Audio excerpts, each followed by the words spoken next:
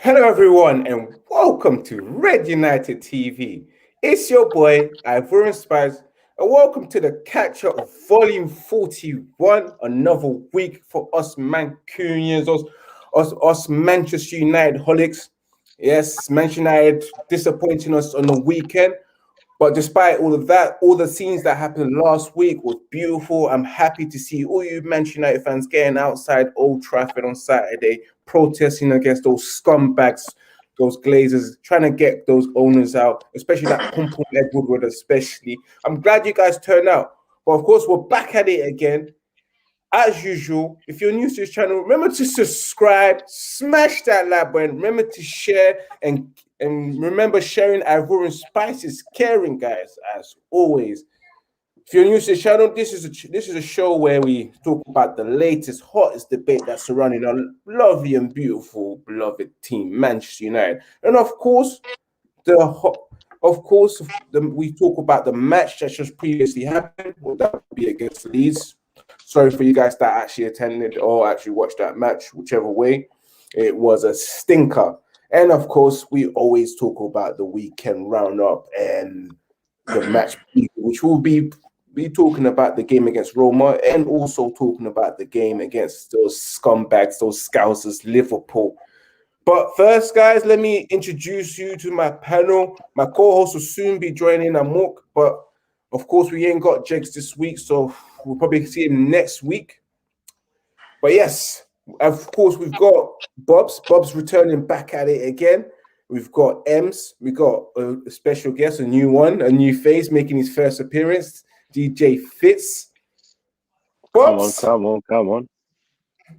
Bob's, work on, man. How you been? I'm loving the t-shirt as well. I see that Manchester United is not going to let you down. You're not going to rain on your parade. I can see that. What you saying? I'm in another country at the moment. I'm in Nigeria right now. I'm not in the UK no more. I'm in Nigeria. He said he's in Nigeria, But how you been? How's the weekend? I'm blessed, man. The weekend was cool, man. Just went a bit of shopping, just chilled as well, man. Same old. Everywhere's fully booked. Can't go to the restaurant or nothing, man. You can't get nowhere, bro. Dear DJ Fitz, welcome to the building, DJ Fitz. Obviously, this guy trying to do my jingle live, you know. I have to give you that effect, bro. Have to. What do you say, bro? Welcome as well. Welcome. Thank you very much for inviting me onto the show, man. Big honor. Very big honor. Trust me. Of course, cheers, bro. Thank you. And of course, we've got Ems. Oh, man, like Ems. I know he's feeling it today. He heard me the other day, messaged me his frustration. And I told him, save that for today. Now we're here. Ems, what are you saying, bro? How you been? Yeah, I've been all right, man. You know what I mean? The weather was all right last couple days, I think. So, yeah, man. Let's get this show cracking, you know what I mean?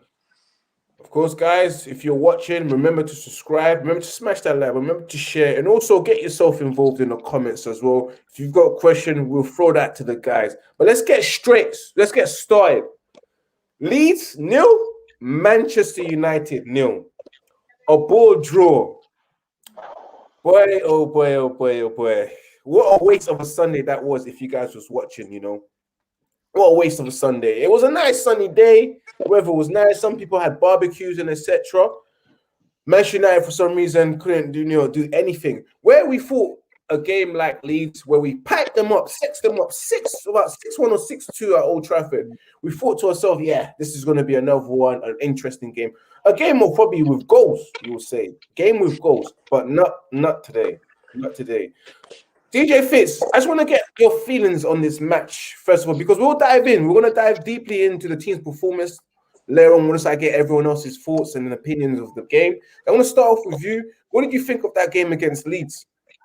If I'm being honest, I think we just look a bit tired. We just look a bit flat-footed. We just don't look like we want anything out of the game at the moment. And I don't know in a way if that's because Ole's saving it for Roma or for whatever reason, but it just looks like the team that we sent out, it just didn't have the same type of intensity that we've had the last 5 games in a row now. So to watch that ball draw was annoying, regardless of whether we won or lost, simply because we didn't see that free flowing United football that we've seen for the last couple of games now. And that's actually become the staple of our season, whether we go on to win the league or not. You get what I'm saying? So it was a very frustrating game to watch because I just didn't understand why, again, if it's a team that we've dealt with so, seriously, why we've almost taken our foot off the pedal to make it look like we're not serious about even contending at this point. Which I get, City are ahead, but let's at least, challenge them all the way to the end. Let's not make it easier for them than it needs to be. You understand? So, that's that. I get that. Yes, and absolutely you're right with that. Ems, how do you feel about that game against Leeds yesterday? Let me get your feel, bro. This is just a recurring theme, mate. In my opinion, I don't know where you get the free flowing football, if I'm honest. I mean, everyone's entitled to their opinion, but I don't see that personally. Nothing's changed. We always start slowly, and I've had enough of it. And I've had enough of this Fred partnership and Dan James. I've had enough of that. We need to scrap that. I'm fed up, man. It's just annoying. Why do we set up games? Yeah, again, like all the time. Like we're playing against Prime Barcelona. I'm fed up. I'm tired. I'm sick of it.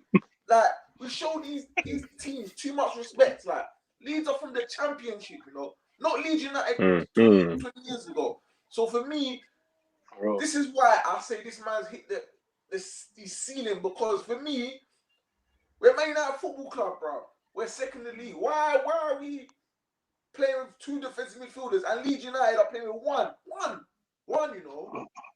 Who's the bigger team? Us. We are supposed to be. It's a joke. And then Dan James, 75 minutes. How dare he? 75 minutes, that's a crime. He was what? Bro, I was like, watching the game, wasting my data for garbage, man. I don't know, man. I don't know. If I'm wrong, my opinions are wrong, fair enough. But what I saw, that was a waste of 90 minutes. Like, the goalkeeper, Fred, if it was 0-0, yeah, and their goalkeeper's kick was dirty, yeah, like, filthy. I'm saying, but to me, their goalkeeper, yeah, looked like he was clean, like he would that kick for the next match. I'm done. Then I saw something here. What did Ole Gunnar Solskjaer say? I'm really pleased with the performance. Yeah. That's the problem. That's the problem, man.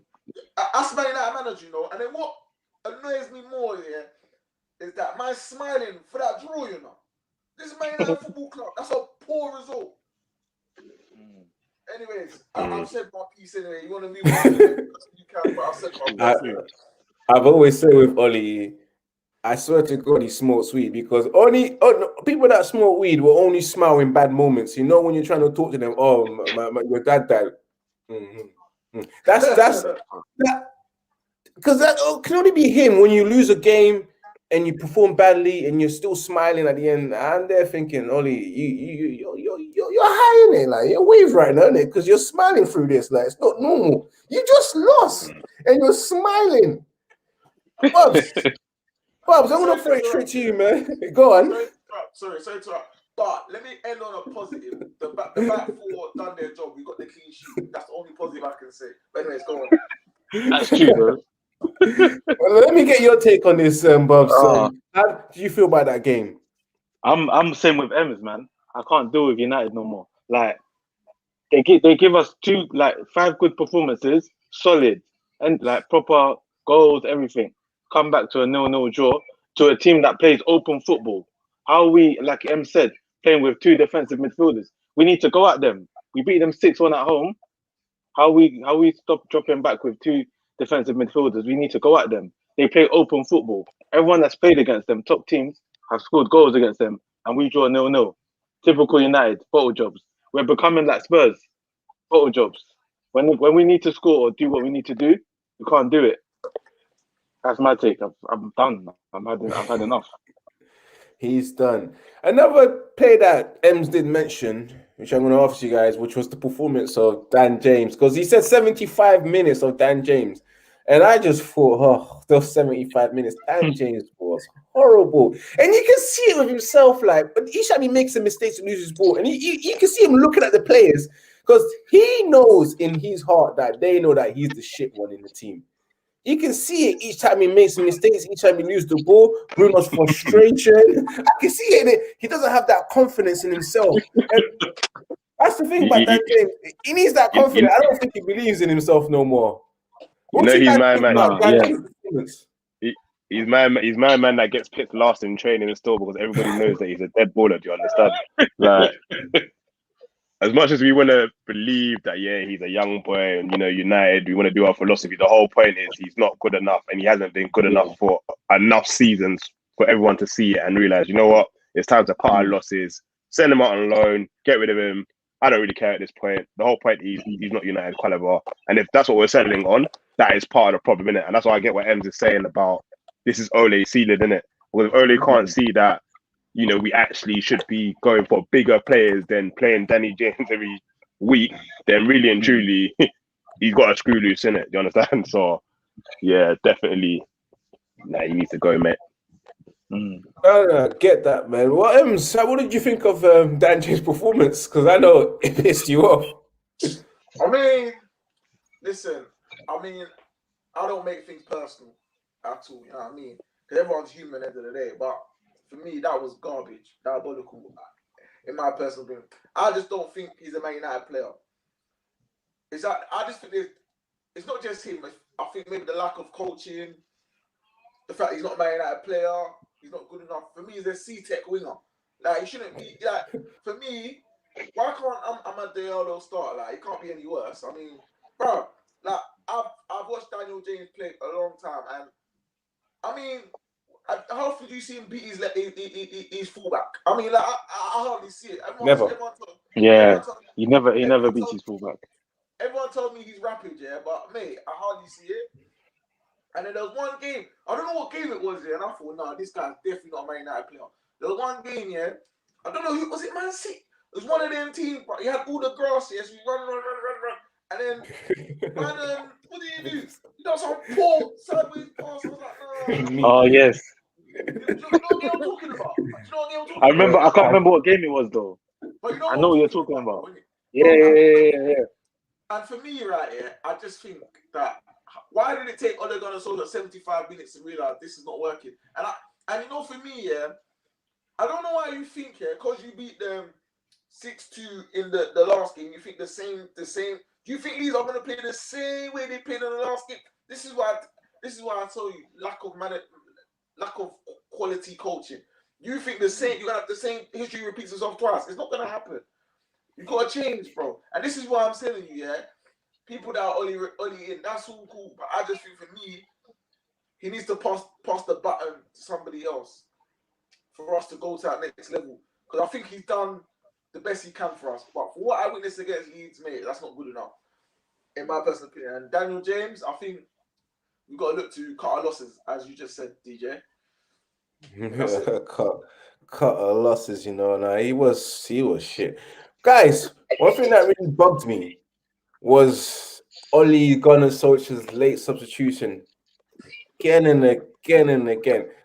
So nice. How is it that you're bringing on Paul Pogba for the last 15 minutes and you're bringing on Donny van de Beek for 2-3 minutes and Cavani? Like, I don't get Ole sometimes, and he puts it on his own self.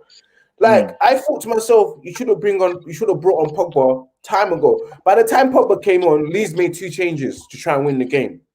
This is what my man's doing, This is what Ole does, Leeds already made 2 changes. I'm like thinking, yo, bring on Paul Pogba to change the game. Bring on Van de Beek at the same time to change the game, because we need to grab the game by midfield, because we're not creating any opportunities in midfield, especially because McFred, what were they doing? Let's be real. But only this late substitution, it pisses me off. I don't know what you guys think about Ole and his late substitution, guys. It's annoying, man. 60 minutes is the time you should be trying to make your subs. 60 minutes. If the game is still the same. I'm sorry to interrupt this again, sorry. But if I'm Donny van de Beek here, how dare they put Matt Fred in front of me? I know. Nah, I know. Oh, bro. Donny Van Der Beek, you know. Matt Fred, these limited ballers, bro. They don't bring nothing to the game. This is it. Gosh, bro. Some questionable things, bro. I know I keep interrupting, but it's just annoying, bro. Like, you just sit there and just think to yourself, how can he not even start? In front of You know it is. He's such a B-Tech manager. Like it's like you said, he's doing his best he can to do all the filling the gaps and stuff like that. But really and truly, if you as a manager cannot see that one of your midfielders is better than two of your midfielders combined, then you must be in set 8. Right, I hear Exactly. that, bro. Exactly. But what if Donny Van Der Beek's not doing it in training? That could be another thing. But we're still playing not two every player DMs plays well. to play one position. We're still Exactly. playing two DMs to play one position. Yeah. But not everyone trains well. In If training. They don't train well. They play better in matches. Yeah, exactly. Not everyone's good trainers. I heard Tevez was an prime example. He trains poorly, but on match day he's ready for it, bro. He's on it. Yeah, man. How about Oli, man? Guys, one thing I want to highlight again, is it a concern? Bruno Fernandes hasn't scored in open play in the last 15 games. Are you guys concerned about his performance? He's tired, man. He's tired. Oh, Tired. I personally feel, that his stats, has hid behind his performance. His performance has not been good for a while. But because you score, and I think in this generation, it's all stats based. But when you put in the performances, he hasn't been doing it. But a man comes with a goal, so then everything gets forgotten about. A lot of the players in our team, their performance ain't good, but then it gets covered up with the goals, and then sometimes you get found out after a while. Do you know what I mean? So for me, maybe Fernandes is maybe tired, but I mean, like, we need to.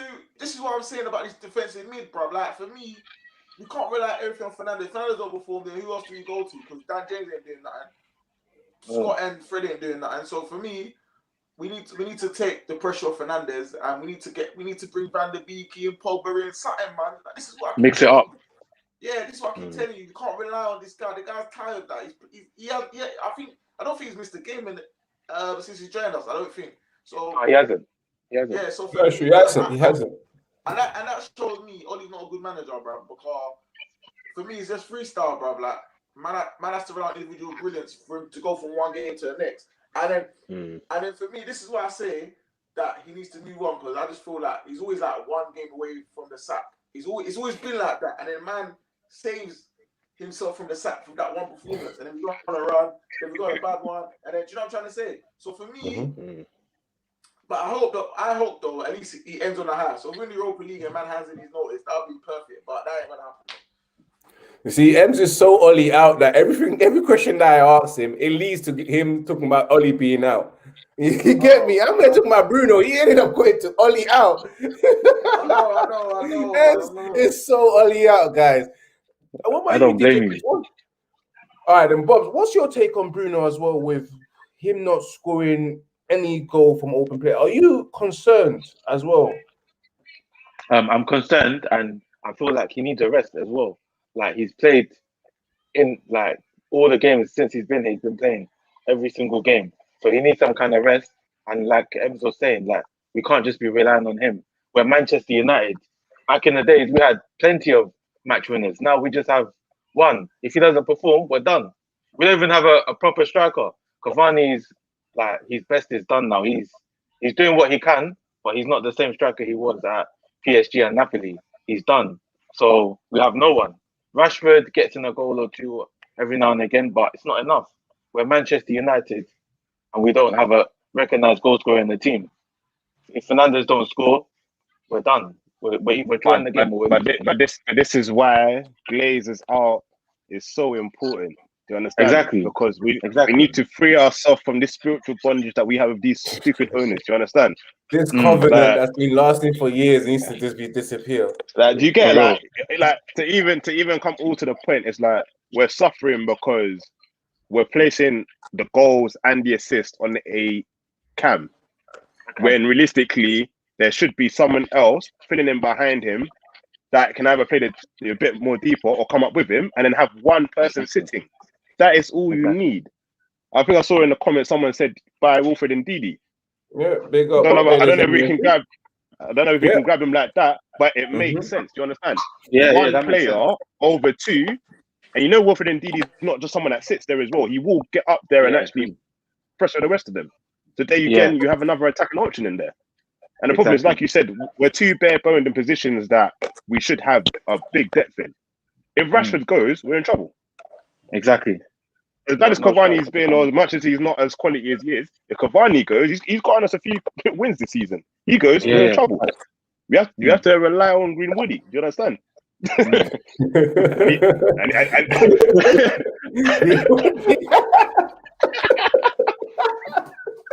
Oh, wait. Greenwoody. No, absolutely right, guys. Guys, man of the match. Who was your man of the match and who was your donkey of the match for this game before we move on to the next segment? I want to hit Ems' one on this one, boy. Yeah, Ems, who was your man of the match and who was your donkey of the match? I don't think anybody was man of the match. I mean, I think Victor Lindelof had a good game or a decent game. The donkey, bro, Oli, bro. Does that count? Man said he's not even on the pitch. Every question I ask leads up to Oli out. Nah, he's actually on it, fam. I could be like, hey, Ems, how was your day? My day was alright, but Oli out, bro. The pitch. Dan James, bro. This guy's not playing out. Like, but you've got to bring more. Do you know what? Matt, Fred, James, they've got to bring more to the table than doing the basics. Do you know what I'm trying to say? Like, you can't be able just to pass it backwards and sideways, bro. You're Man United club. You've got to be able to pass it forward first. Your first chance of pass should be forward. As a winger, man should be able to beat a man, get in the box. He's end product. You got all the pace in the world. You got to do it, but he's not good. He's not good enough. He's not. But like I said, I think he lacks confidence with Daniel James, because he knows he's shit, but everyone knows that he's shit as well. That's the sad thing. That's the thing that hinders him. Because I think he can be a threat, but it's just that he's not coached well. So, have you got DJ Fitz? I want to hear who your donkey of the match was and who also was your man of the match in that game. I'm not even gonna hide it again. Dan James, bro. I don't understand how you can have 95 pace, but you only have a 1-star skill rating, bro. That's basically what he does. But man, you understand? He can't even do a step over to beat his man, bro. But I train kids that can do step overs all day long to beat their people. And you're telling me a professional player, most of us that couldn't make a professional, you made professional.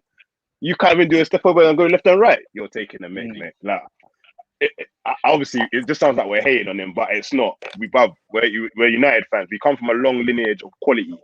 And when someone is not quality like that, we cannot pretend, or we can't look the other way and be like, nah, you know what? We have to allow him. No. Let's not do what we've been doing for the last couple of seasons now. Let's not do what we've done since Fergie left, which is we accept mediocrity from players that should be better than what they are. That's true. Facts. You understand? So I'm not even saying Dan James in the sense I've got a problem with him. It's not a personal thing. He's a footballer. He plays for our team. He gets in there. You know, I respect it. But bro, you are not at the level where you should be playing for us, and that is fine. Just accept that, and let's just move on and be done with it. And let's get in an actual quality winger that will do something for us on that right side, which has been our problem for how many seasons now? God knows how long. Since Ronaldo. If we speak now, we are in trouble. We are in trouble. Before the beard came to us, guys, that's how deep it is, bro. Before the beard came to us, that's how long it's been since we got that beard. Actually, insane. Deep. What about you, boss? What was your man of the match and donkey of the match? I don't have a man of the match still. No, you don't. No, I don't think nobody does. My donkey is Dan James as well. Unfortunately, it's a third one. You was gonna say something? No, I'm saying Dan James was my donkey. Like literally what Fitz was saying. How can you have 95 pace? You can run, but you can't beat a man. What's the point in having that pace? you're wasting your pace. Give it to someone who can do it. He's literally just wasting his pace. The funny thing is that I can actually visualize Dan James trying to bust a step over and actually trip. Because I think I've seen that. I've actually seen that. And he's got it on and looked Danny at Welbeck thing. people. Yeah. I think my man of the match has to go to the fans that turned up in the protest on Saturday, not the match itself. 100%. Don't give the match. Of course, we have to go to Daniel James, bro. Obviously, big up Barbados MUFC saying man of the match has to go to Aaron Wan-Bissaka, and his donkey has to be Oli. We move up straight up, guys. We move up to the news. A couple of news that's happened today, that's brought today. Eric Bailly signing a new contract till, I believe, 2024 or 2025, which we all thought that Bailly wanted to leave because I did put out a news on my Instagram page saying that Bailly's not interested in renewing a contract because of the way he's been treated by Oli not being played as a first-team regular. And of course, him being injured as well would have had an impact of him not signing a new contract or the club offering a new contract. But shockingly, Bailly signed a new contract. Jones still there. Are we ever going to sign a centre back that's of elite level? I don't know. You know our club. You know how it is. Giving Bailly a new contract is like us, the club telling us that we've signed a new centre back. You know our club. Guys, how do you feel about Bailly signing a new contract? Are you guys happy for him, or you thought that he should have left or let him go because he's injury prone and then bring in someone new? I'm going to throw it straight to you, TJ Fitz. You take the first hit.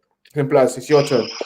I mean, he's good cover for where it's worth, innit? But let's be real, if he was going to be a starter for United, I think he would have been starting by now. The fact that we've had to go and invest so much money in trying to strengthen up defensively shows you that he's just not it. Do you understand? So for me, whether he stays, obviously, Wakanda forever. We want him to stay in it for the sake of it. But in terms of everything else, like I think, he's been a loyal. That's on. Obviously, where we're going to obviously get somebody else in for a while, because that's what United do, innit? They're going to justify this whole 80 million thing until the cows come home, until the Glazers are out. So I like Bailly. I think he's a fantastic player. He has been, but he isn't as defensively sound as he should be. I think he's very rash at times. A lot of the injuries that he gets, he does do it to himself because he is too rash. So, are we really suffering when Lindelof, isn't that bad? I don't think so. So I don't really see him needed at the club at the moment unless it's cover, really and truly. And what about you, Bobs? What's your take on Bailly's new signing? That's had a new contract, sorry. To be fair, I would have thought that we were going to let him go anyway. Again, just cut our losses. I don't think he's the quality defender that we need. We need someone that, unfortunately, is going to partner Maguire, and he's not been it. And then obviously Lindelof is playing with Maguire, but we need something better. And signing him on is just wasting the money we could use to buy another quality defender. Konate apparently could be going to Liverpool. That could be someone that we could bring in, but we're not looking there. That's 30 mil. I don't know how much they're paying Bailly a week or a month, but that could have been invested in Konate, and he's young. But yeah, I'm not really keen on keeping him. I think we should need to cut our losses. He's not been playing. He's playing well, but like Fitz said, he's really reckless, man. He's just your typical reckless defender. The only thing that helped him is the fact that he's got pace. That's it. But I'm not happy with him staying on. And what about you, Ems? How do you feel about Bailly signing a new contract? Listen, my thing's this, innit, yeah? I personally feel like hopefully he signed this contract. This will give him a boost that he can stay fit. Because if you take away everybody's price tag, the 3 centre backs we've got, he's our best centre back. No one told me nothing. That's fact. He's our best centre back. Because certain man or certain fridge costs £80 million, it's always going to be a thing of. It's always going to be a thing of raw. We need to find a partner for this guy, but for me, I don't think the guy that's cost £80 million is even a class defender, let alone a world-class defender. Nah, he's not. So for me, Bailly's gonna suffer that. He either has to play second fiddle with Lindelof, and I think Lindelof and Bailly could be a good partnership, but that's never gonna happen because we have to always find a partnership from a while, which is sad. But for me, I hope I hope this can be a turning point where man can stay fit, man. And like you said, DJ Fix, yeah, he does bring most of the injuries upon himself with the way his playing style. But everyone's got a certain playing style, innit? But some of them challenges, yeah, I think we have to calm down. But I can't lie. Sometimes that's what I like about him, man. I mean, that block against what team was that? Was it Aston Villa? Aston Villa. Yep. Yeah, it was Villa. I mean, listen. It's passion, isn't it? I get it. Yeah, I don't see Lindelof for Maguire doing that, in my opinion. That's Bailly. I think you got to take Bailly how he is. Do you know what I mean? Because I feel like you can't change it now. He was 27? 27? Yeah. He's just got to keep fit now, man. Yeah, you can't. I think if he stays fit, I think we would have more clean sheets. Absolutely right. Yeah, 100%. I agree as well. We wouldn't have needed to invest the money into Maguire in the first place. Yeah, actually kept fit. Yeah, exactly. It's true. That's true. You know, for me, everyone knows my opinion, bro. Like I said, innit, but I think 2 podcasts ago, I did say, bro, when we bid 50 million and then Leicester said 80 million, I told you, bro, Man United should told Leicester to go do one and just say, bro, we're not paying that money. Honestly. Because effectively, we bought Leicester's training ground for them. Let's just be honest here. Do you know what I mean? More or less. So, it's a joke, man. But hey, we're here. I think as well. I think the club, yeah. I don't think they want to buy a centre back. That's why they signed him to a new deal. They don't. I don't think they're gonna strengthen at the back. I think they're gonna try and get the right winger sorted, and then maybe a striker, and then that'll be them. I think they're gonna make 3 signings max, but I think 2. I think it'll be 2 in the summer, in my opinion. 3 if you're lucky. I have to agree because first of all, let me just get Liam's comment out of the way, which is Liam, big up Liam for. He said he's wasting his time, even though I think Bailey is a stronger defender. He said it's also said Smalling and Rojo was a big L for us. They are solid. That's what he's saying. I agree. True that. I never would have sold Smalling. Smalling, I would have kept. I would have definitely kept Smalling. I know. Do you know what? Yeah. I don't even see a big difference between Smalling and Maguire. The only thing is one person allegedly better on the ball, but I think he's overrated about that. But overrated. Still need to see that one, mate. Yeah, trust. Proper overrated. Yeah. But guys, my opinion, I just thought that Manchester United should have moved on, honestly speaking, because how many times have we seen Bailly play? Even though it's a funny thing, because he's Ivorian, you think I'd be biased towards him, but I'm being real, man. I want the best for my club, and I love Bailly, and I would love him to stay if he's fit, if he can stay fit, because I believe he's the best centre back we've had there. You know, pound for pound, I think he's better than Maguire defensively, also on the ball as well. He's solid, he's classy, and also I think he's better than Lindelof. But it's the fact that he's rash, but that can only be eradicated if you're coached well. You know, if you've got a very good defensive coach. But unfortunately, that's not the case. But Bailly, I love him, but I think, bruv, it's his time for him to go because I don't see him starting next season. Do you? I don't see Oli playing him. He's wasting his time. If he's signing, it's just rotation. He's probably signing for the people back home so he can feed everyone back home again. Like everyone's calling for their money.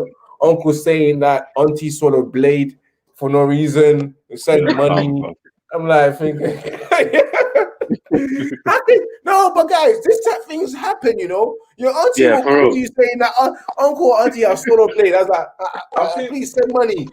He might be good in the dressing room. You know. I've seen him as a leader in the dressing room, you know. I think bro. He might be good in the dressing room. Definitely. Big ups to people anyway. They said people scratch anything wrong. Why are they signed? But they're good in the dressing room. But anyways, go on. But yeah, shout out to the people if you're watching. Remember to smash that like. Remember to share. We've got 24 people watching as we speak. Move it straight to the other topic that happened during last week, where we saw fans protesting the clubs that were in the European Super League. Their clubs were protesting, such as Chelsea. We saw a protest from Chelsea. We saw a protest from Arsenal. We also saw a protest from. I don't know if Spurs protest, but I don't think they would right now. But we also saw the Manchester United protest. Did they? They did. Yeah, they did. Good on But them. one Good man, on them. I saw one man on Sky Sports. He was protesting. I don't know about the What? rest of them, but I saw one man. Oh, I thought you were talking about a City fan, bro. But I can expect that for City because they ain't got no fans. So yeah, and that's why I don't think City protests. They don't really have fans. You get me? They But don't like guys, the Champions League anyway. They don't like the Champions League anyway. So they would have been City fans don't care.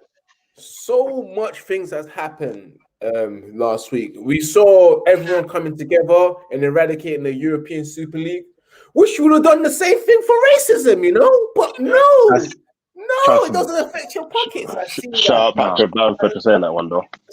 Yeah, Big up Patrick 100. Bamford for saying Yeah. that. You know, it's just a Correct. shame we don't do this, provide the same energy when it comes to racism. But yeah, big ups to everyone that stopped this European Super League. I want to get your guys' takes on this, on what happened last week. Fans protesting and all sorts. Bobs, what was your take on this? It's good to see all the fans coming together and having one, like, being united on this subject of the Super League. It's fucked up, but excuse my language. Also, Alright. I think it's masking what they're really trying to do with the Champions League format as well. So everyone's talking about the Super League, but they're trying to bring a new format of the Champions League. So it's a bit crazy. But with that as well, what I will say is I think every single team who's said yes to the Super League in the Premier League should get points deducted. Even Man United. I don't care because, like, how can you want to break away from the Premier League or come back into the Premier League, have 300 billion in your pocket, and then there's no competition then for everyone else in the Premier League. So the same teams will keep winning all the time. Doesn't make sense. So I feel like all of them need to get punished somehow. They've already tried to leave. They need to get punished somehow.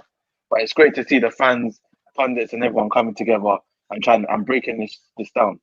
It's so funny, like UEFA. Everyone's talking about greed and all that stuff, but you see Sky Sports, you charge man £15, you know, and also Exactly. you charge man almost £50, yeah, for shit such as what crap that you show. You don't even show Champions League football. You don't even show. I know what you don't even show WWE. That's what made me leave Sky. That's what made me cancel my Sky. The fact that we're not showing. You're not showing us Champions League football. You don't show us La Liga. Then you start not showing WWE. I'm like, raw. Man, really lost it. And you're still charging men up to £50. And the same people that was charging fans £14.99 to watch a 3 p.m. game talking about green. You got UEFA who sold the TV rights to show Champions League football to BT Sport. Why? Because they were the highest bidder, about 3.9 billion. That was your motive. Whereas other people can watch the Champions League on ITV. And ITV lost that because they couldn't afford to compete with BT Sport. You talk about people, and in the European Super League, they're talking about people that don't watch. What was his name again? Was it Real Madrid? Perez. Yeah, Perez. Perez. People from the age of 16 to 21 are not watching football. football. Because you took all the free stuff away. Football was on BBC. The FA Cup was on BBC. When has it ever been on BT Sport? And then all of a sudden, you have to pay for BT Sport. The Champions League, you can never watch the Champions League for free anymore. Like you used to on ITV on a Tuesday or Wednesday. You're guaranteed one free game for the Champions League. And it will be an English team playing. But now you have to pay for this. Honestly speaking, big up Thiago. I said Thiago Ramirez saying LOL and all that stuff. It sounds like a you, but yeah, cool. Big you up. But guys, that was my opinion on that because it's nice to see UEFA get together and say it straight away as soon as the European Super League was mentioned. Anyone that gets to participate, you get banned from your international team. Where's the same energy when it comes to racism? Why can't you start making up a thing right there? Why is it when it hurts your pocket you want to start making up rules? Fitz, I want to throw it straight to you, man. What was your take on this whole incident of this European Super League and also the fan protests and etc.? At the end of the day, whether people like it or not, football belongs to the fans, innit? Like, they wouldn't be able to do anything without us. Like, our money literally pays their wages. Do you understand? Like, in a sense, I'm not saying in the sense of, there's a mad, like, entitlement, but, you know, we all do this together. We don't do it because we want to see it monetized. Like, I don't go to play football in the park because I have to pay £10 to play football in the park. I go to play football in the park because I watched, the likes of Ryan Giggs, Paul Scholes, all these great, footballers actually running around playing football. And then, I wanted to be like them. So I've gone out and emulated that. For you to take that away from, like you said, young people who already don't have so much left of them already, it just doesn't make sense. And then to the game itself, like football costs a lot. Like I think I was having a conversation with some of my brethren about, going up to Old Trafford. Luckily enough, I've been lucky enough to go there a few times, in my lifetime. But not everyone can say the same because it's a very expensive trip if you don't know the right people.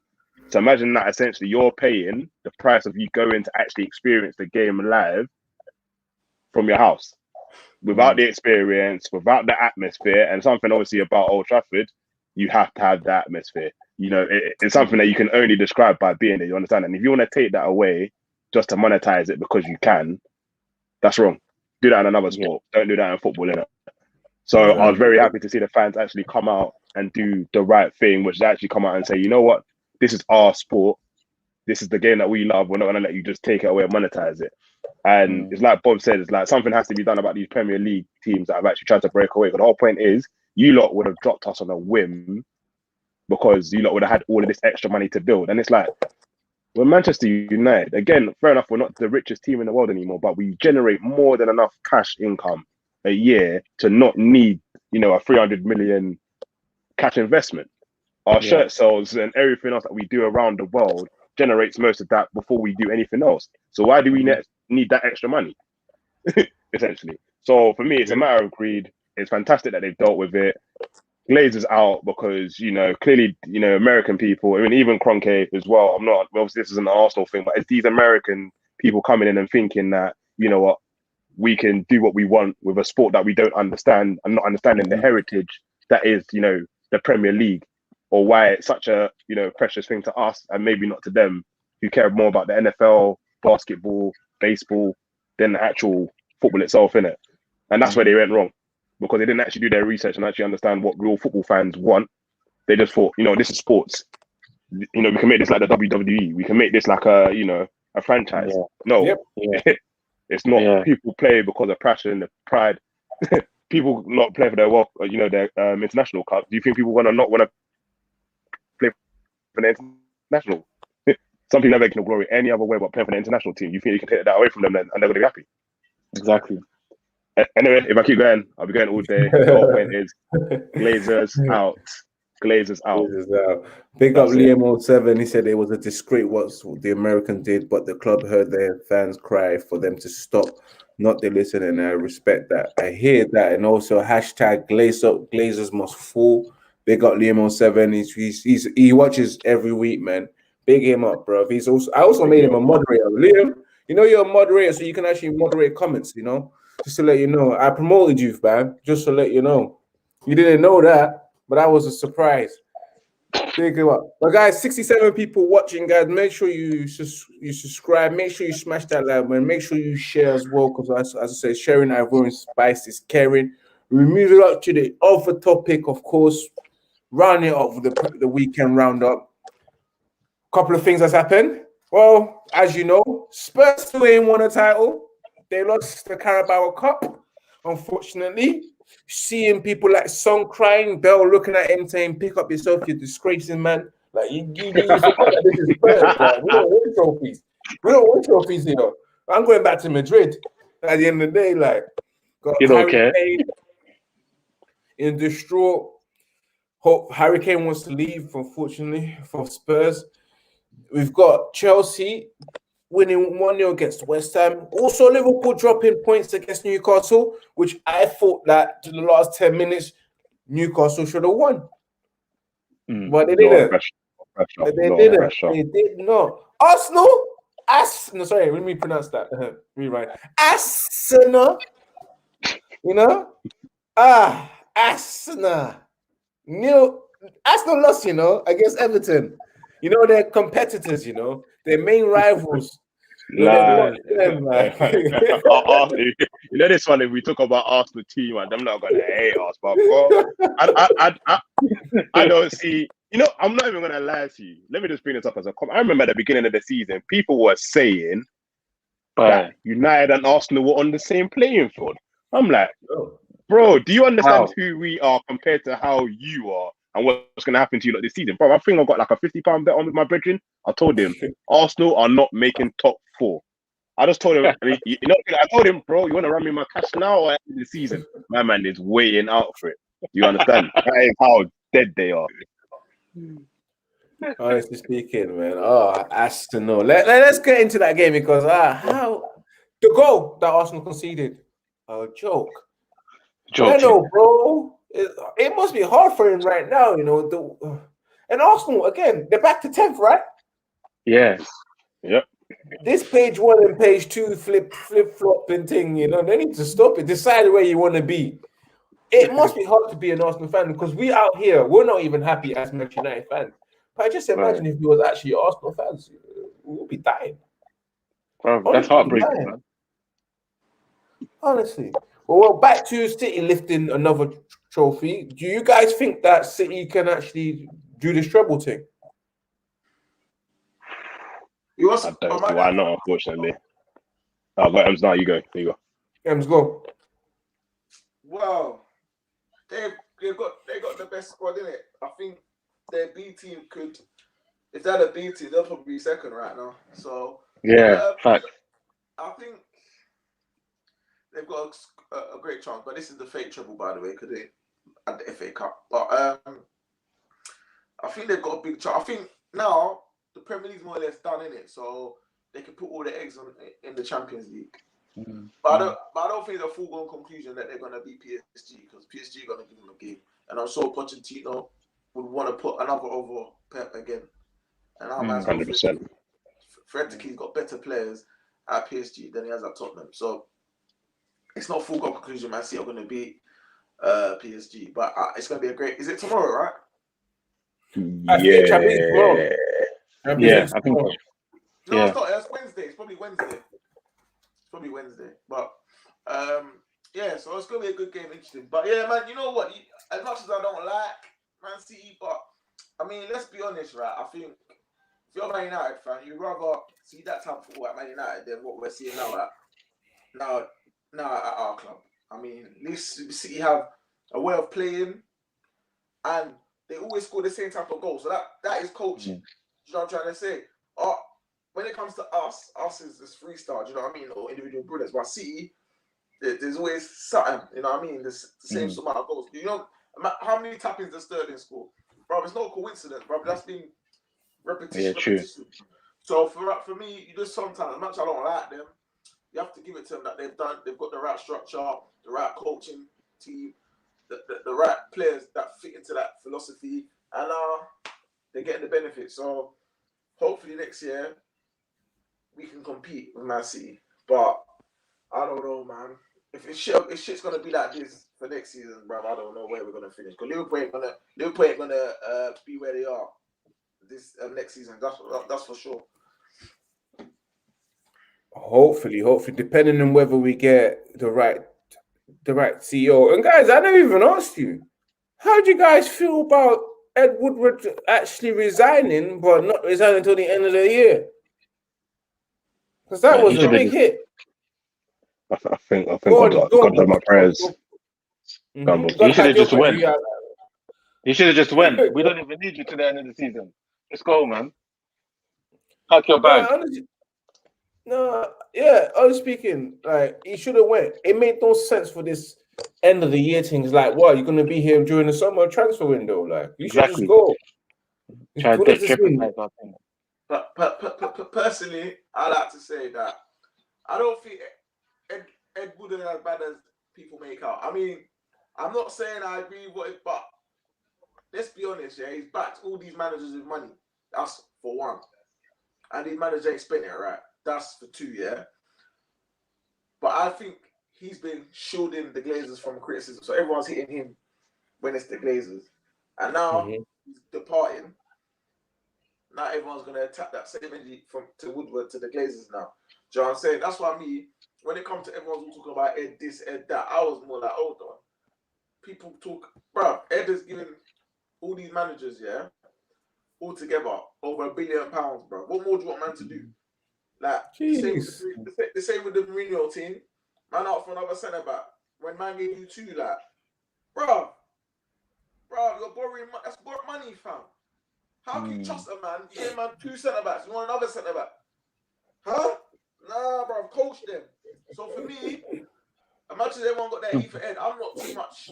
I don't have too much E for Ed because I feel like Ed's not a football man, innit? Everyone knows that. He's commercial side, innit? A man's been appointed as a CEO. But for me, I just feel like Ed deserves heat, but not too much heat compared to the Glazers. Do you know what I'm trying to say? Jeez, man, like Ems Woodward, you know, advocating for Ed Woodward out here, bro. Big up, Ems. Yes, bro. Right now, you're making Ed Woodward smile right now. He's really thinking, yes, Ems got me. Ems Woodward out here, bro. He's got a fan. He's got a fan. Man, big advocate. I made a constructive argument. No, but it's constructive. No, absolutely, you're right. He has. You got a good point. You got a good point. Like, he's probably taking hits for the Glazers and not telling us the truth, you know. You get me? You're probably right. How about you? Like I said, Fitz said, he said it was like God answered his prayers. I get what you're saying about he doesn't deserve as much heat as everyone else, but whether you like it or not, he has been part of the problem for the last how many seasons. I hear the thing about, you backed managers, you backed them with peas, whatever. Bro, you're shouting into the wind and the wind is just carrying your voice away. That's basically what he's doing, do you understand? You're literally just throwing money. I hear what you're saying. I hear what you're saying about backing these managers, but you're backing them stupidly. Like you're not even doing your research. You're not even hiring people to do your research to be like, maybe this player we can get him for a bit cheaper, or let's work on a deal to make it work out on a longer plan. Do you understand? You're saying, nah, let's just throw the money here and there. But then in that same breath, you didn't want to go and stretch an extra couple of mil for Sancho. Yeah. Like, whether you like it or not, there are certain things that Ed Woodward has done or certain transfers he has not backed. Go on. Sorry there, right? I get you with Sancho, but fam, we've been burnt a lot with paying big money on players, bro. So I see both sides, bro. Why are we gonna pay £100 million for a 20-year-old? Are you hearing yourself? £100 million. Oh yeah, I'm definitely hearing myself. But then it's the way the game's gone, though, man. If we pay that money, bro, every club is going to burn us, bro. We're already getting burnt as it is, bro. You see what Leicester's done to us? Take us to the cleaners. So if we would have paid that money, bro, fam, we're selling ourselves. Look, I hear what you're saying, but then again, if you're talking about backing these decisions, you've got a better to negotiate a better deal, longer running that serves both teams well. Do you understand? I'm not talking about you have to make a mad football manager contract, or you say I'm going to pay you 10 mil over 10 years or whatever. But if you're the fan, you've got control of the finances, you should be putting a better infrastructure into how we're recruiting players into the club. We shouldn't have to be, it's like you're saying, we shouldn't have to be backing up money up front. There should be a transfer structure in place, which is why most people have directors of football. Do you understand? Yeah. So there are certain things we can back him, or we can say, oh, maybe it's not his fault. But I'm saying there are certain things that he's done or hasn't done, sorry, should I say, that's better off, that are unforgivable. We've got Liam on 7 saying that, do you think Conor McGregor will really buy United? He can fuck off out of it, man. He's capping, isn't it? Man. Yeah, no, he needs to chill. Liam, I want to ask you a question. Yeah, I don't think Conor McGregor can even afford Manchester United. The guy could be got like maximum 50 mil. Well, and Manchester United with billions. He's got no chance unless he's got veterans that want to back him. There's no way. And guys, with Ed Woodward leaving, potentially, who would you just like to have as your CEO? I'm hearing Matt Judge, because they know him. But I would love to see Edwin. Yeah, someone said this to me. I was speaking to one of my colleagues today. He said the same thing. I would happily have Edwin Van Der Sar all day long. He's a football man. He understands football. And look what he's done with Ajax. And he understands the club as well. I'm very sure, as the Dutchman, he went to school and learned a bit of economics to support his role. Because now he's a CEO of Ajax. So he can do Ed Woodward's job, but better. Exactly. Far better. Exactly that. But I don't think the club will sway that way and go towards Edwin Van Der Sar, because he might be against everything that the Glazers say. He won't be a yes man. Where Matt George was with Ed Woodward, so he is technically like his assistant. He's number 2, his right hand man. So he will be a yes man to the Glazers. So, boy. I would love to see Edwin. Edwin is the guy that we should get in. But the thing is, the club never listens to us. They never go for what we want, especially when it came to managers. Oli wasn't what we wanted. At time we was gassed, we was drunk. Like, listen, when you've been with someone that's been abusing you in a relationship for so long, the next best thing that girl that comes up to you take it. That's what happened to us. We was in an abusive relationship with Jose Mourinho. Like, we did them ones that you didn't want to go home after work. Like, man, was like, you don't want to go home. Like, no, I'm not going home. I'm just chill here. But some people have to understand that. But they gave us people like Louis Van Gaal. I'll be honest with you, I didn't want Van Gaal to stop because I was like, why are we going for him? But I accepted his principles. One thing I accepted was that he had principles, he had a philosophy. I certainly did not want that Pussio, what's his name? David Moyes. I did not want him. What's that, David Moyes? Yeah, I didn't want that. The club goes against everything that we want. I wanted Pep, I wanted Klopp, but they went against us. They really went against us. Even right now, we wanted Poch. They didn't even look at it, bro. They didn't even want to sack what's his name and bring in Poch. So I don't know. Poch wouldn't have been there for us. Poch wouldn't have been there for us, though. I can't really lie to you. I think he would have done exactly what Ole would have been. He would have been a stopper, and that's it. He wouldn't have taken us any further than we would have needed to go. You think? Nah, man. I think Poch is quality. He just needs to work with better players. He's a quality. He's got that now. But then at United, he wouldn't have had that for a good couple of seasons, bro. That was the problem. Yeah, but then they would have helped build them, innit? He's a manager. He's a manager. We would have at the helm, yeah. Yeah, you never know. Poch can turn what's it called, stone into bread. That's the difference between Poch and Oli. Oli can't turn what's it called, stone into bread, bro. He can't polish off Rashford. He can't polish off Greenwood. But Poch can, because he's done that. He's got a track record of building young players. And that's the thing I've got to give credit to. He makes a team better. Southampton was nothing. He made them better. Yeah. Tottenham. Yeah. We were there. But he made them into a top four team. Top four. Champions League, back to back. For him to take Spurs to the Champions League final without signing no one, but working with what he's got, a manager that can improve what he's got, says a lot. Says a lot to me. So I think Poch would have done well without even money at Manchester United, without not spending any money. He would have probably brought a player through the academy, trained him well because he's got that ethos. He can develop a youngster, honestly speaking. But yeah, like I said, you snooze, you lose, innit? We've lost so several times. We've taken bare L's. But guys, I just want to get your game of the week because we're deep into it. Well, we've got probably like 20 minutes left as we're about to hit the hour. Obviously, I want to troll again because my black lad team is Arsenal, my game of the week. I've got nothing to say. You know what, yeah? I never have anything to say about Arsenal. I just want to troll. I just want to say how shit we are. Like, we're still flip-flopping with the first page and the second page of the Premier League. Like, it's been, we're in April now, and we're 10th. Deep it, guys. April, and we're 10th. No progress. And we still say come back Arteta in. We need to be Arteta out, fam. Guys, game of the week. Arsenal 0, Everton 1. That was mine. Fitz, I'm going to throw it to you. What was your game of the week? Go back to my presenter self now.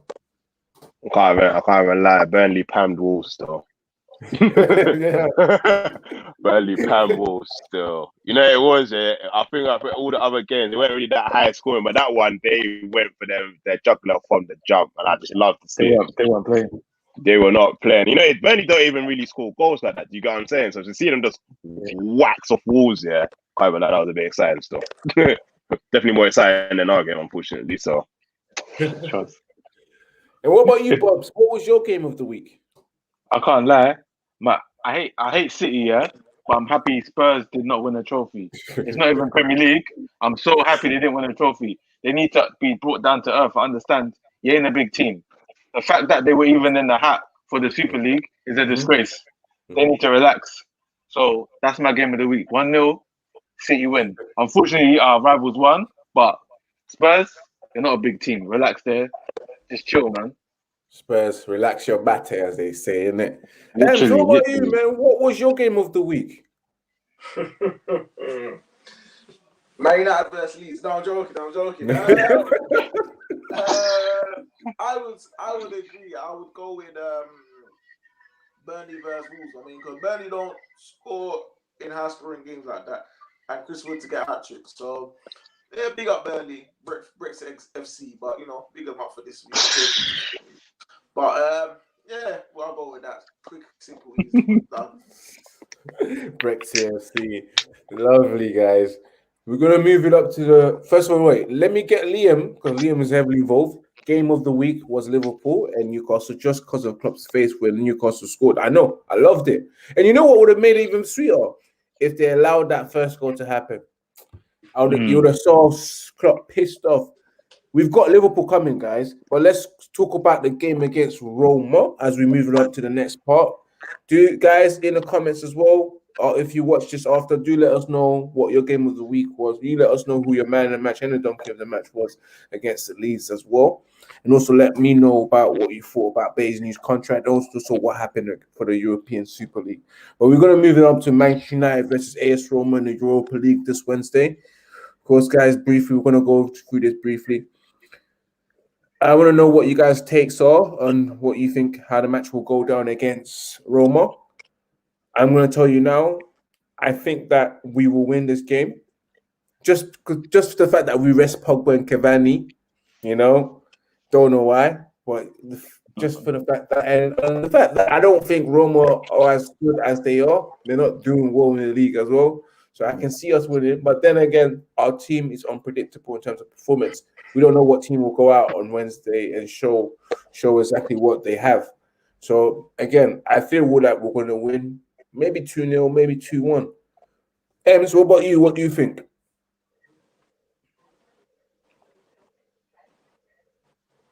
Ems. Oh, you, bro. Man's out here scratching his eyes. You.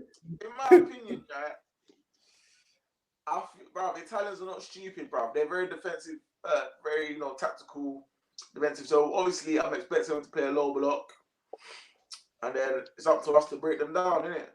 Which not very good at that. So hopefully, I think the first leg is it at Old Trafford or is that Italy?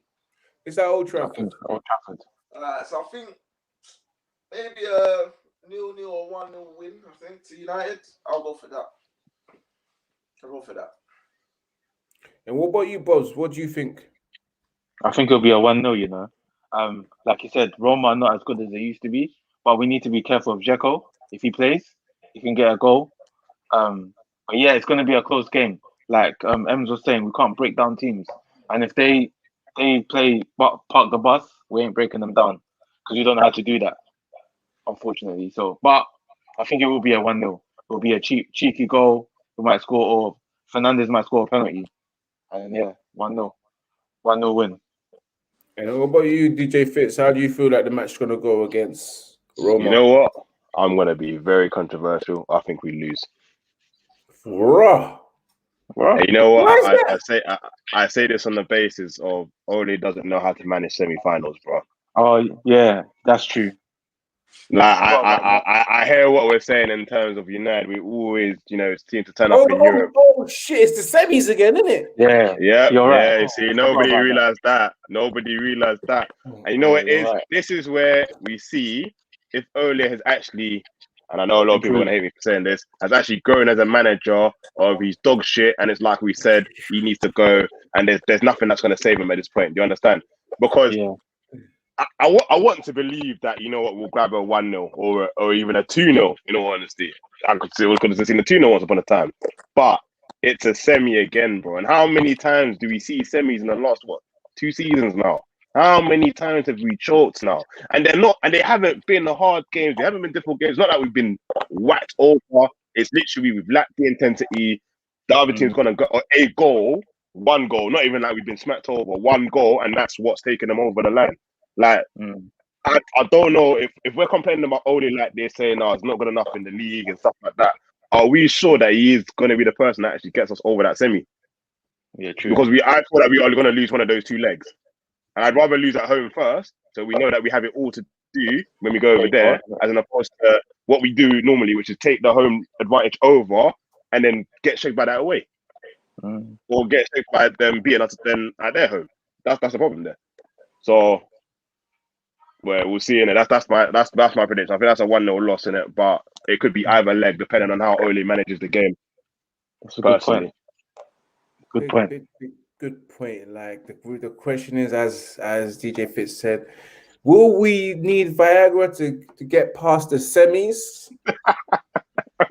Right. That's our problem. We just can't get past the semis.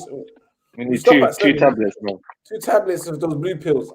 the thing is, we're fine once you go past the semis, but until then, my problem is that we can't get semis. We can't even get the semis. We can't go beyond the semis. We need pills out here, fam. Ollie, this is what you've done to us, making us move like some 60-year-old man out here struggling with erectile dysfunction problems. But we're moving on to Manchester United versus those bloody Scousers, which again, another protest will be done on that day, which is funny. It's weird. Like, what? So what? The post that we just done on Saturday wasn't the main thing? I don't get it. But we'll be playing to Liverpool this Saturday. And I can't wait. Because why? Because I really want to see what a team is made out. And again, if we draw, if we F up against Liverpool and not get a result, because I believe that first game that we played, we should have gotten a result. Like, because everyone else was getting their result against Liverpool. And look at us. Liverpool are still shit right now, still in the same slump that they have been throughout the whole season. So I feel like this time we should pipe them. At least. I'm confident that we will win. But yeah, it is what it is with Liverpool. You never know. Like I say, with my team, I can be confident, but then again, reality hits me in the head, and I'm like, yeah, I forgot Manchester United. This Manchester United is not the old Manchester United. We're not that great, and we play shit sometimes. Actually, no. Most of the times we play shit. Most of the times we play shit. Fitz, how do you think Manchester United will fare against Liverpool? I think that's a 2-1 to us. Confident man. I just it is. United are so weird with their form where they'll win or draw midweek and then they'll either lose on the weekend or it'll be the other way around, innit? So I feel like they'll definitely turn up against Liverpool because we've seemed to want to play a bit better against the top 6 this season, innit? Whereas with Roma, I don't know. It's more like, we'll see if we can win the Europa to make it a good season. If not, at least we finish second. That's the way that I feel like Ole is treating the Europa almost at times, isn't it? It's, it's good enough if we win it, but if we don't, we made the semis again, and, at least we finish second. That's improvement.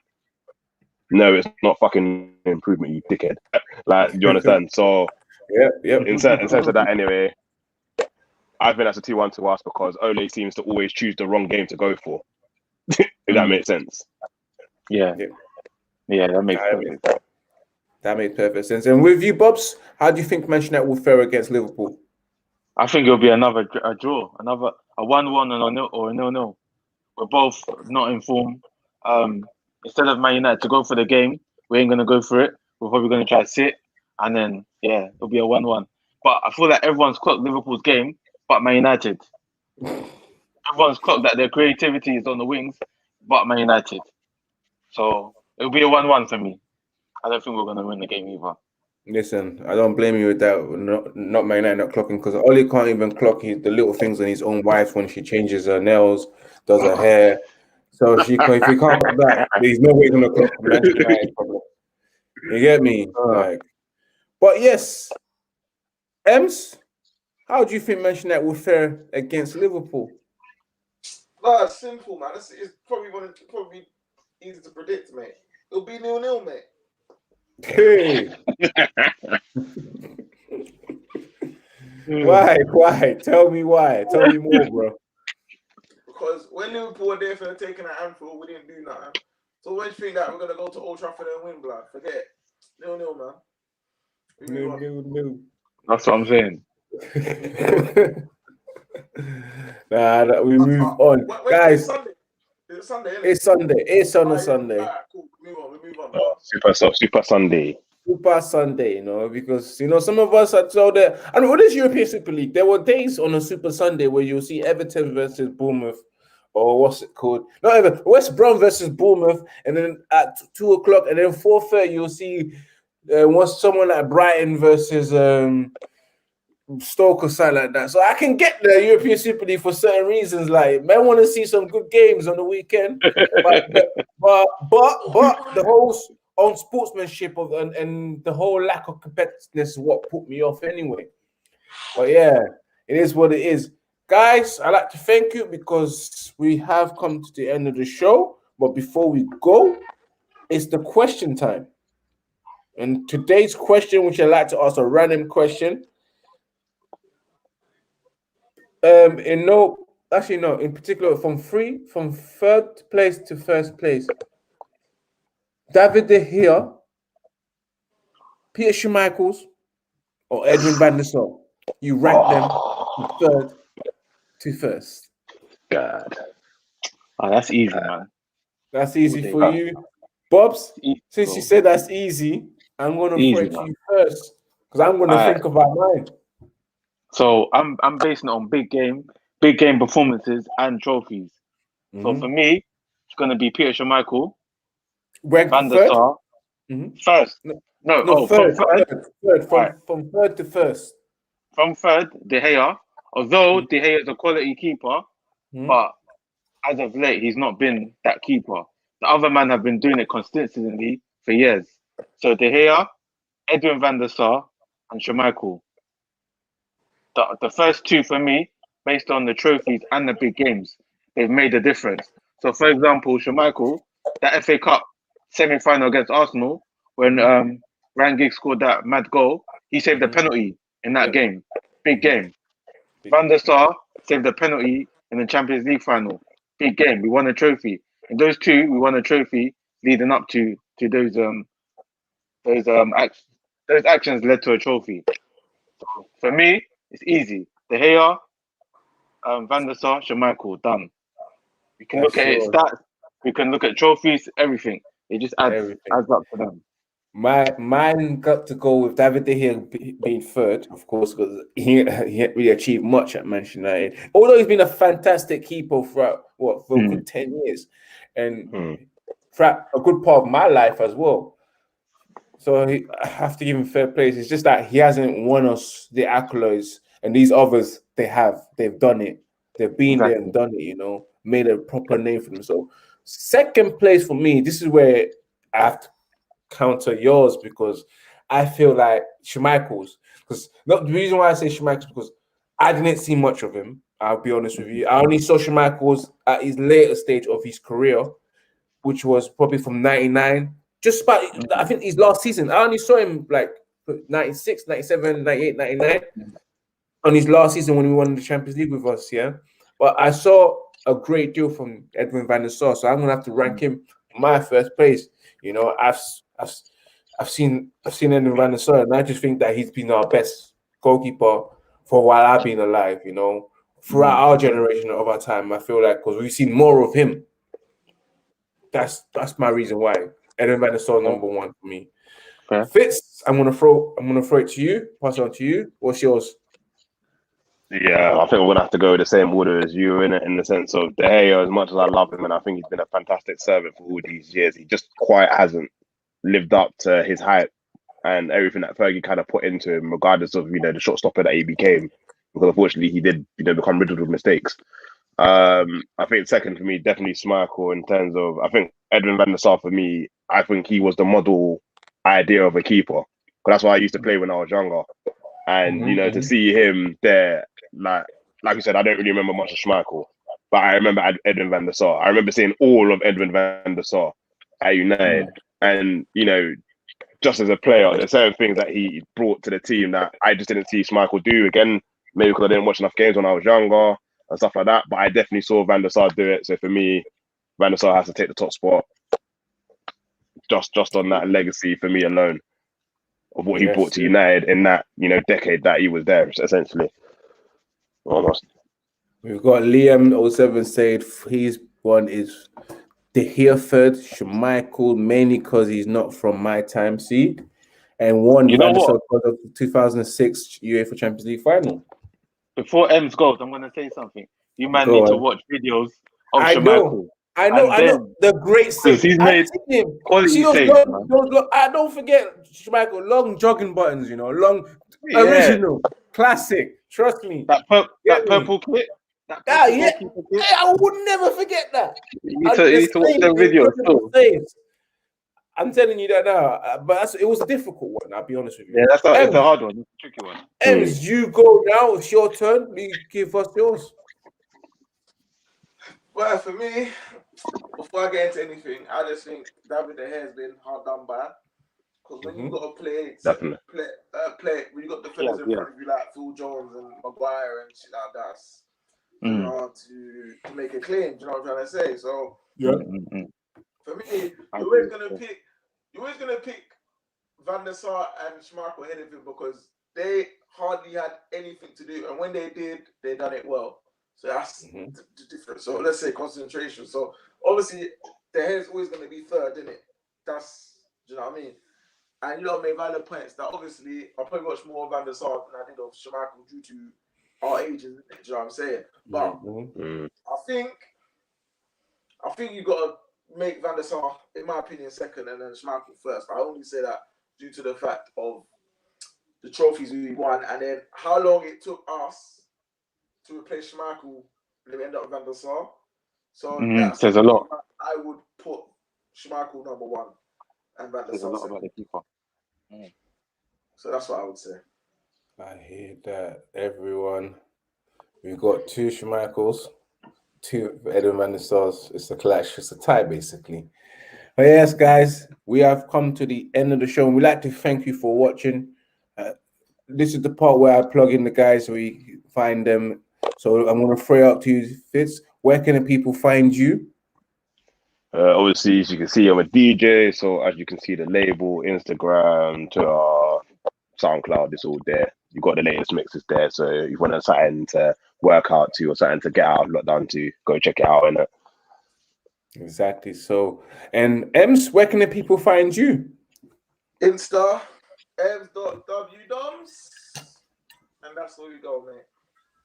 And what about you, Bobs? Where can the people find you? Yeah, Insta, Bobsgram_Biabele. And then obviously my other page, the Bob Manuals as well. Family, all of that kind of stuff. You can catch me on Insta. Yes, and guys, of course, you can find me on this channel live and direct every Monday at 8 p.m. in your face. Also live and direct on a Friday during the Manchester United Weekly Bulletin, a new show, 9 p.m. of course, and the match reactions. But you can also remember to follow the official Instagram account of Red United TV, which is Red United TV 1, baby, and the official TikTok account, which is Red United TV. And also you can follow my personal Instagram, which is Ivorian_Spice, across Twitter and also across Snapchat. And last but not least, remember to subscribe, smash that like button, remember to share, because sharing Ivorian Spice is caring. And ladies, as I always say, if you got guys that are trying to move to you, remember to share to your ex-boyfriend, your current boyfriend. Remember to share to the pastor that's trying to move to you. Remember to share to the chicken man that's trying to offer you free chicken at the chicken shop. Remember to share to the guy that tried to move to you at the bus stop, but you said, no, you already got, man. And he said, you're ugly anyway. Remember to share to the guy that's trying to move to you at the train station and the guy that tries to buy you lunch at work. Remember to share to him. And your uncle that says, my, you have grown. Share that to him. And when they say, what is this? Tell them you found a man that does it way better than them. And guys, peace out. Remember to keep it united and remember to keep it Red United. Big ups to you. Thank you.